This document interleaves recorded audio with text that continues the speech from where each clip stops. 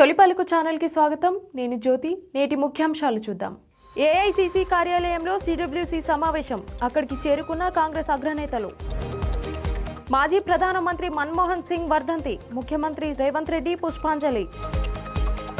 అరవల్లి పర్వతాల వ్యవహారం. సుప్రీంకోర్టుకు వెళ్లాలి, క్షమాపణ చెప్పాలి. దీపేందర్ సింగ్ హుడా హెచ్చరిక. మహిళలపై అసభ్యకర వ్యాఖ్యలు. మహిళా కమిషన్ ఎదుట శివాజీ హాజరు. థాయిలాండ్పై కాంబోడియా దాడి. F-16 బాంబింగ్ ఆరోపణ. మహిళల వస్త్రధారణ హక్కు. మోరల్ పాలసింగ్ రాజ్యాంగ విరుద్ధం. ఇందిరాభవన్లోని ఆల్ ఇండియా కాంగ్రెస్ కమిటీ ప్రధాన కార్యాలయం వెలుపల కాంగ్రెస్ జాతీయ అధ్యక్షుడు Mallikarjuna Kharge, Congress parliamentary party chairperson Sonia Gandhi ఇటీవలే విదేశీ పర్యటన ముగించుకొని వచ్చిన లోక్సభలో ప్రతిపక్ష నేత రాహుల్ గాంధీకి శుభాకాంక్షలు తెలిపారు. అనంతరం ముగ్గురు నేతలు కలిసి భవనంలోకి ప్రవేశించి కాంగ్రెస్ వర్కింగ్ కమిటీ సమావేశానికి హాజరయ్యారు. పార్టీ వ్యూహాలు, రాజకీయ పరిణామాలపై ఈ సమావేశంలో కీలక చర్చలు జరుగుతున్నట్లు సమాచారం. కాంగ్రెస్ జాతీయ అధ్యక్షుడు మల్లికార్జున ఖర్గే ఇందిరాభవన్కు చేరుకున్నారు. ఆయనకు Congress parliamentary board chairperson Sonia Gandhi, Lok Sabha ప్రతిపక్ష నేత రాహుల్ గాంధీ ఘనంగా స్వాగతం పలికారు. కాంగ్రెస్ వర్కింగ్ కమిటీ సమావేశానికి పార్టీ అగ్రనేతలు వరుసగా హాజరవుతుండగా ఈ సమావేశం రాజకీయంగా ఎంతో ప్రాధాన్యత సంతరించుకుంది. దేశంలోని ప్రస్తుత రాజకీయ పరిస్థితులు, పార్లమెంట్ సమావేశాల వ్యూహం, రానున్న ఎన్నికలకు పార్టీ తీసుకోనున్న కార్యాచరణపై ఈ సమావేశంలో విస్తృతంగా చర్చలు జరుగుతున్నట్లు సమాచారం. అలాగే పార్టీ సంస్థాగత బలోపేతం, ప్రజా సమస్యలపై పోరాట కార్యాచరణపై కూడా కీలక నిర్ణయాలు తీసుకునే అవకాశం ఉంది. అరవల్లి పర్వతాల్లో గనుల తవ్వకాల అంశాలపై కాంగ్రెస్ ఎంపీ దీపేందర్ సింగ్ హుడా స్పందిస్తూ, నిన్న గుర్గావ్లో మేము ప్రభుత్వాన్ని స్పష్టంగా హెచ్చరించాం. 100 మీటర్ల మార్గదర్శకాన్ని మార్చించేందుకు వెంటనే సుప్రీంకోర్టును ఆశ్రయించాలి. రివ్యూ పిటిషన్లు దాఖలు చేయాలి. దేశ ప్రజలకు, సుప్రీంకోర్టుకు క్షమాపణ చెప్పాలి. ప్రభుత్వ దురుద్దేశం బయటపడింది. ప్రభుత్వం ఇలా చేయకపోతే పార్లమెంట్ నుంచి రోడ్లపైకి వచ్చి మేం పోరాడతామని అన్నారు.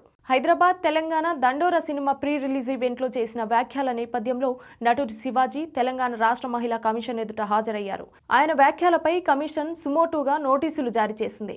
ఈ కేసు విచారణలో భాగంగా ఈ రోజు హాజరు కావాలని తెలిపింది. మహిళలపై చేసిన వ్యాఖ్యలపై శివాజీ నుంచి వివరణ కోరుతున్నట్లు సమాచారం. ఈ అంశం రాష్ట్ర వ్యాప్తంగా తీవ్ర చర్చకు దారితీసింది. మాజీ ప్రధానమంత్రి డాక్టర్ మన్మోహన్ సింగ్ ప్రథమ వర్ధంతి సందర్భంగా తెలంగాణ ముఖ్యమంత్రి రేవంత్ రెడ్డి ఆయన చిత్రపటానికి పుష్పాంజలి అర్పించారు. ఉప ముఖ్యమంత్రి మల్లు భట్టి విక్రమార్క, సీఎం సలహాదారులు వెం నరేందర్ రెడ్డి, శాసనమండలి చీఫ్ విప్ పట్నం మహేందర్ రెడ్డి, నల్గొండ ఎంపీ కందూరు రఘువీర్ ఇతర నేతలతో కలిసి నివాళులర్పించి ఆయనతో జ్ఞాపకాలను గుర్తు చేసుకున్నారు. ఈ కార్యక్రమం ద్వారా మన్మోహన్ సింగ్ స్ఫూర్తిదాయక నేతృత్వాన్ని, దేశ అభివృద్ధికి ఆయన చేసిన సేవలను గుర్తు చేసుకునే అవకాశం లభించింది. కాంబోడియా, థాయిలాండ్లోని ఒక గ్యాస్ స్టేషన్ ఆ దేశ సైనిక బేస్పై దాడి చేసింది. కాంబోడియా వర్గాల ఆరోపణల ప్రకారం థాయిలాండ్లో మొదట సేలింగ్ ప్రారంభించి F-16 యుద్ధ విమానాల ద్వారా ఎయిర్ బాంబులు విసిరిందని తెలిపింది. ఈ దాడి రెండు దేశాల మధ్య వాతావరణాన్ని ఉద్రిక్తం చేస్తూ భద్రతా పరిస్థితులపై భారీ ప్రభావం చూపినట్లు విశ్లేషకులు అంటున్నారు. దాడి ప్రదేశంలో సివిలియన్లు, సైనికుల మధ్య పరిస్థితి మరింత సున్నితంగా మారిందని సమాచారం. ప్రాంతీయ స్థిరత్వం కోసం అంతర్జాతీయ సమూహాల సంతృప్తి అవసరమని నిపుణులు సూచిస్తున్నారు. మహిళల వస్త్రధారణ వారి వ్యక్తిగత హక్కుగా పరిగణించబడుతుంది. భారతదేశంలో మోరల్ పాలసింగ్ రాజ్యాంగానికి విరుద్ధమని సినీ నటుడు నాగబాబు అన్నారు. మోరల్ పాలసింగ్ అనేది భారత రాజ్యాంగానికి విరుద్ధమని న్యాయస్థానాలు పలుమార్లు స్పష్టం చేశాయి. ఇది పౌరుల మౌలిక హక్కులను ఉల్లంఘిస్తుందని ఆయన గుర్తు చేశారు. ఈ హక్కులను భారత రాజ్యాంగంలోని ఆర్టికల్స్ 14, 19, 21 కింద రక్షింపబడ్డాయి. తీర్పులు వ్యక్తిగత స్వేచ్ఛను, సమాజంలో మహిళల హక్కులను రక్షిస్తూ లైంగిక, వ్యక్తిగత స్వేచ్ఛను ప్రోత్సహించడంలో కీలక ల్యాండ్ మార్కింగ్గా నిలిచాయి. ప్రధాన ఎన్నికల కమిషన్ జ్ఞానేష్ కుమార్ తన కుటుంబంతో కలిసి ఒడిశాలోని జగన్నాథ దేవాలయాన్ని సందర్శించారు. స్థానిక సంస్కృతిని అర్థం చేసుకోవడానికి, తెలుసుకోవడానికి, అలాగే మా బూత్ స్థాయి అధికారులు అంటే ఎన్నికల ప్రక్రియలో కీలక పాత్ర పోషిస్తున్న వారిని కలుసుకోవడానికి ఒడిశాకు వచ్చాను. మేము 2 నుంచి 3 రోజుల పాటు ఇక్కడే ఉంటాము. ఈ సందర్శన ద్వారా ఆయన స్థానిక పరిస్థితులను, ప్రజల ఆలోచనలను ప్రత్యక్షంగా తెలుసుకుని ఎన్నికల నిర్వహణలో బూత్ స్థాయి అధికారుల కీలక పాత్రను సమీక్షించుతున్నారు. టీడీపీ సీనియర్ నేత రామచంద్రరాజు మృతి తర్వాత మాజీ సీఎం చంద్రబాబు నాయుడు వారి నివాసానికి చేరుకుని కుటుంబ సభ్యులను పరామర్శించారు. ఈ సందర్భంగా ముఖ్యమంత్రి చంద్రబాబు వారి కుటుంబానికి ధైర్యం, సానుభూతి తెలిపారు. దీంతో సంతాపం వ్యక్తపరిచి కుటుంబానికి మద్దతు ఇచ్చే ప్రయత్నం చేశారు. ఎన్టీఆర్ రాజు మృతి రాజకీయంగా, వ్యక్తిగతంగా తీవ్ర బాధాకరంగా ఉన్నప్పటికీ కుటుంబ సభ్యులకు మద్దతు ఇవ్వడం ద్వారా పార్టీ బంధాన్ని బలోపేతం చేశారు. మహబూబాబాద్ పర్యటనకు బయలుదేరిన బీఆర్ఎస్ వర్కింగ్ ప్రెసిడెంట్ కేటీఆర్కు మార్గమధ్యంలో పాలకుర్తి నియోజకవర్గం వంగర వద్ద ఘన స్వాగతం పలికారు.